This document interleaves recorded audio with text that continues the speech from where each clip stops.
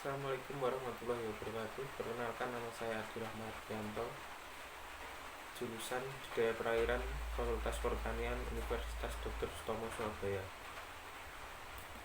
Kali ini saya akan mempresentasikan hasil resum tentang penelitian pengelolaan kualitas air perairan berdasarkan analisis paleolimnologi menggunakan diatom. Pada jurnal ini, penelitian dilakukan di Danau Rawapening. Peneliti memutuskan untuk memilih Danau Rawapening karena degradasi kualitas airnya. Penelitian ini bertujuan membandingkan hasil rekonstruksi dan prediksi kualitas air, khususnya pH dan fosfat di Danau Rawapening yang dilakukan pada tahun 2008 dengan pH dan fosfat di tahun 2015. Yang pertama yang akan kita bahas ada 4 tahap, yaitu pendahuluan, metode penelitian, hasil pembahasan, dan terakhir kesimpulan. Langsung saja pendahuluan. Diatom merupakan bioindikator kualitas perairan yang potensial karena kedudukannya sebagai produsen primer dan dapat dijumpai di berbagai habitat. Hal yang membuat sangat unik dan spesifik adalah arsitektur dan anatomi dinding selnya yang tersusun dari silika, hingga diatom dapat tersimpan dalam waktu yang sangat lama dan dalam sedimen. Diatom merupakan peranan sangat penting dalam rantai makanan. Siklus hidup pendek, cepat bereproduksi, dapat dijumpai hampir di semua substrat hingga mampu merekam perubahan habitatnya. Distribusi luas dengan populasi yang bervariasi, mampu merefleksikan perubahan kualitas air karena banyak spesies yang sensitif terhadap perubahan lingkungan. Biaya sampling dan analisis, banyak referensi untuk diidentifikasi. Paleolimnologi merupakan ilmu perairan tawar fokus pada interpretasi sekuen perlapisan sedimen dan proses diagenetik yang dapat mengubah rekaman tersebut. Paleolimnologi mempelajari tentang sejarah, karakteristik, dan sifat perairan tawar yang meliputi aspek fisik, kimia, ekologi, geografi, hidrologi, zoologi, dan biologi yang tersimpan dalam sedimen. Tujuannya untuk memperoleh gambaran kondisi di masa lampau, produktivitas, dan perubahan parameter-parameternya yang menyebabkan ekosistem akuatik berubah tahapan produktivitasnya. Paleolimnologi mempelajari karakteristik dan sifat perairan tawar dalam kurun waktu ratusan tahun yang lebih menggambarkan rata kualitas lingkungan. Neolimnologi mempelajari karakteristik dan sifat perairan tawar dalam kurun waktu tahun sampai 10 tahun. Diatom hidup pada kisaran kondisi optimal pertumbuhannya, sehingga perbedaan kumpulan diatom mencerminkan kondisi ekologis pada saat diatom tersebut hidup. Perubahan kondisi ekologis di mana lampau dapat diinversikan dari perubahan melimpah spesies diatom dalam inti sedimen. Karena kondisi ekologi yang diperlukan untuk spesies indikator sudah diketahui dengan pasti. Spesies indikator yang sudah dikenal antara lain untuk mengindikasikan level danau, temperatur, konduktivitas, pH, dan nutrien seperti fosfor dan nitrogen. Variabel lingkungan sangat tergantung pada faktor primer seperti penguapan sinar matahari dan kekuatan angin, dan faktor sekunder seperti upwelling dan erosi. Jika diasumsikan bahwa laju deposisi pada inti sedimen adalah tetap, kedalaman inti sel sedimen analog dengan waktu sebelum sekarang. Ketika diatom melimpah dan kemudian mati, skeleton akan mengendap pada dasar danau dan bersatu dengan sedimen. Valve atau skeleton diatom tersusun dari silika sehingga dapat memfosil. Oleh karena itu, maka diatom dapat digunakan untuk rekonstruksi kondisi ekologis perairan di masa lampau dengan menganalisis perubahan diatom yang tersimpan dalam sedimen. Analisis diatom yang tersimpan dalam inti sedimen dilakukan dengan pemisahan diatom dari partikel sedimen, pembuatan preparat, dan identifikasi enumerasi. Metode penelitiannya, yang pertama yaitu pengambilan sampel, kemudian subsampel sedimen, penghitungan umur sampel dengan meliputi digesti dan preparasi diatom, identifikasi, enumerasi, prosedur analisis lainnya. Kemudian aplikasi model kalibrasi untuk inverse kondisi, dan terakhir pengkajian kondisi lingkungan sekarang dan masa lampau. Metode pengambilan sampel air dilakukan di Danau Rawapening pada bulan Juni dan Agustus 2015 untuk analisis fosfat, total fosfor, total nitrogen, logam berat, CD, CR, CU, dan PB. Pengukuran kualitas air secara in situ di titik penelitian meliputi kandungan oksigen terlarut, pH, temperatur, turbiditas, konduktivitas, dan kecerahan air. Pengukuran maupun pengambilan sampel air dilakukan secara vertikal pada 20 cm dari permukaan, dasar perairan, dan tengah. Data hasil analisis kualitas air khususnya pH dan fosfat pengambilan sampel bulan Juni dan Agustus 2015 dibandingkan dengan hasil rekonstruksi perubahan lingkungan yang pernah dilakukan dengan menggunakan data kualitas air tahun 2008 dan sebelumnya yang sudah dipublikasi dalam American Journal of Environmental Science. The Diatom Stratigraphy of Rawapening Lake Applying Eutrophication History. Evaluasi dilakukan sebagai landasan dalam pengembangan pengelolaan Danau Rawapening. Hasil dan pembahasan. Berikut adalah tabel kualitas air Danau Rawapening tanggal 15 Juni dan 12 Agustus 2015. Pada pengukuran pH tahun 2015 diperoleh hasil pH cenderung basa di lapisan permukaan air. Namun di tengah dan di dasar perairan pH cenderung lebih rendah. Berikut adalah tabel biostratigrafi diatom dan rekonstruksi pH dan fosfat Danau Rawapening. Bisa dilihat pada gambar. Danau Rawapening cenderung bersifat basa seiring bertambahnya waktu. Berdasarkan rekonstruksi yang dilakukan, terdapat kecenderungan kenaikan pH perairan Danau Rawapening seperti pada tabel. Pada penelitian di tahun 1979, Geltenbot menyampaikan bahwa pH berkisar 7,2 sampai 7,6.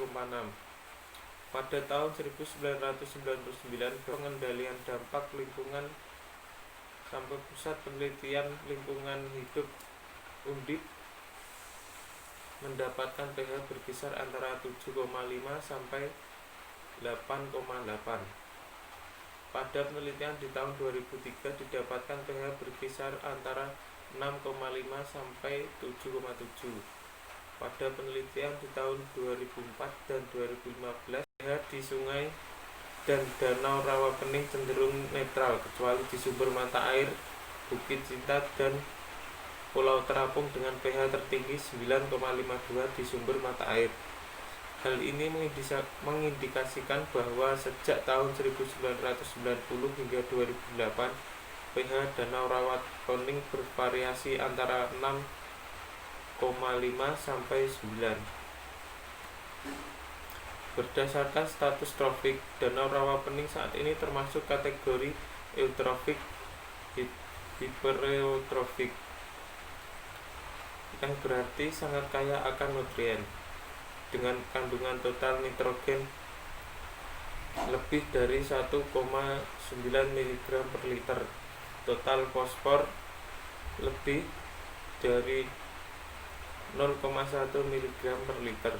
Pada survei yang dilakukan Juni dan Agustus 2015, diperoleh konsentrasi total fosfor yang berkisar antara 0,038 sampai 0,17 mg per liter,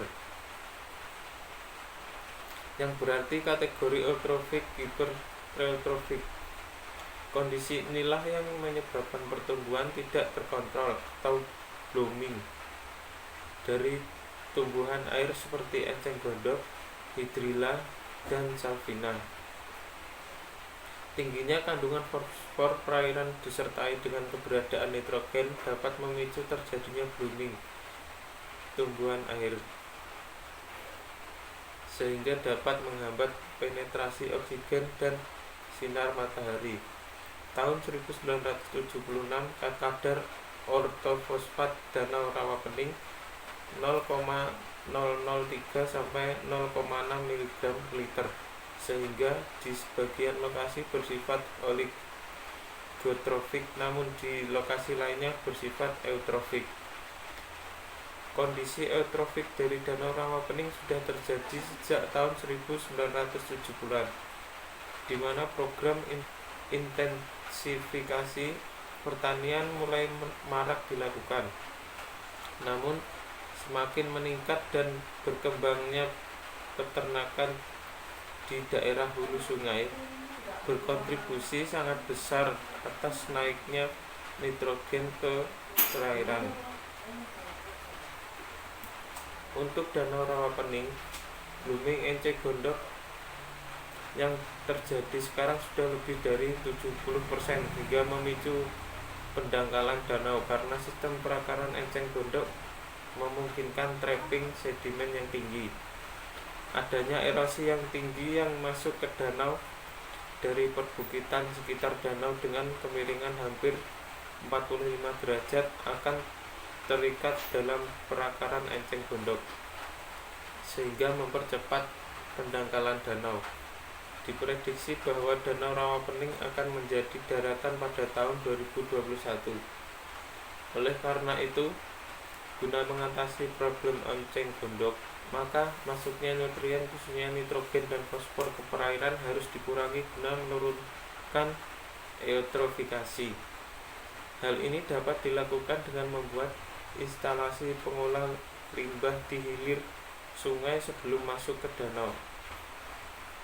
Guna mengatasi problem enceng gondok tersebut, maka perlu dilakukan pemanenan massal enceng gondok hingga 50%, sehingga 20% enceng gondok yang disisakan dapat dijadikan greenbelt atau sabuk hijau agar ekosistem danau tetap stabil dan masyarakat setempat dapat memanen enceng gondok untuk keperluan pembuatan souvenir, pupuk maupun pakan ternak.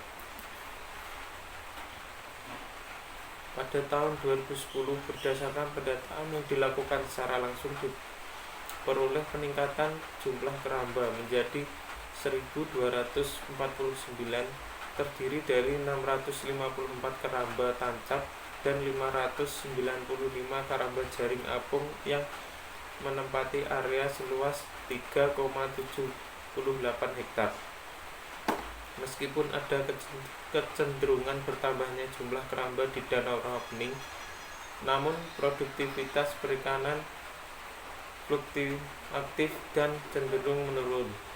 Hal ini berkaitan dengan eutrofikasi yang telah lama terjadi di Danau Rawapening. Pengaruh perikanan di Danau Rawapening terlihat sangat nyata terhadap kualitas air danau karena penempatan keramba baik tancap maupun jaring apung yang hanya terkumpul pada lokasi tertentu. Bisa dilihat pada tabel jumlah keramba, luas, dan pakan yang diberikan setiap bulan di Danau Rawapening. Umumnya pembatasan luasan keramba di danau atau waduk yang ditetapkan pemerintah yaitu sebesar 1% sampai 2% tergantung pada ketentuan pemerintah daerah setempat. Namun berdasarkan hasil penelitian ini diketahui bahwa ketentuan pembatasan luasan keramba tersebut sudah tidak sesuai lagi apabila diterapkan di danau-danau yang sudah mengalami masalah eutrofikasi yang cukup parah, terutama di Danau Rawapening. Salah satu solusi alternatif untuk mengurangi masuknya beban pencemaran fosfor ke perairan adalah dengan pembatasan jumlah produksi perikanan per unit keramba, serta pemberian pakan yang seefisien mungkin, karena tanpa pemberian pakan buatan atau pelet yang berlebihan, ikan masih dapat pakan alami yaitu plankton, baik fitoplankton maupun zooplankton, karena ketersediaannya sangat melimpah di Danau Rawapening. Berdasarkan kualitas air Danau Rawapening, maka permasalahan utama adalah eutrofikasi yang berdampak pada blooming enceng gondok, sehingga pemecahannya adalah dengan menurunkan kandungan nitrogen dan fosfor. Rekomendasi yang diusulkan adalah 1. Pembuatan instalasi pengolah limbah di hilir sungai sebelum masuk ke danau untuk menurunkan konsentrasi nitrogen dan fosfor. 2. Menurunkan jumlah keramba sesuai dengan daya tampung beban pencemaran fosfor menjadi 145 unit dengan pemberian pakan seefisien mungkin. Ketiga, pembuatan zonasi pemanfaatan danau, yaitu zona enceng gondok di daerah di mana enceng gondok sudah permanen dan dipagar semi permanen agar enceng gondok tidak hanyut terbawa arus. Zona perikanan keramba di daerah dengan kedalaman perairan yang relatif dalam sehingga waktu retensinya relatif lebih lama. Zona perairan bebas di daerah dengan kedalaman perairan relatif dalam. Zonasi ini juga berkaitan dengan pengembangan ekowisata Danau Rawapening, sehingga secara ekologis danau tetap stabil ekosistemnya. Kemudian yang terakhir, kesimpulan yang dapat diambil dari penelitian tersebut yaitu analisis paleolimnologi khususnya dalam rekonstruksi perubahan kualitas air di masa lampau dan prediksi perubahannya di masa mendatang terbukti kehandalannya khususnya dalam rekonstruksi dan prediksi pH dan fosfat perairan. Tren kenaikan pH Danau Rawapening seiring bertambahnya terbukti dengan pH pada tahun 2015 dibandingkan tahun 2008. Demikian halnya fosfat. Oleh karena itu, maka pengelolaan yang harus dikembangkan di Danau Rawapening adalah dengan pembuatan kolam instalasi pengolah limbah di daerah inlet untuk menurunkan konsentrasi nutrien sebelum masuk danau sehingga problem enceng gondok dapat teratasi. Itu yang dapat saya sampaikan. Assalamualaikum warahmatullahi wabarakatuh.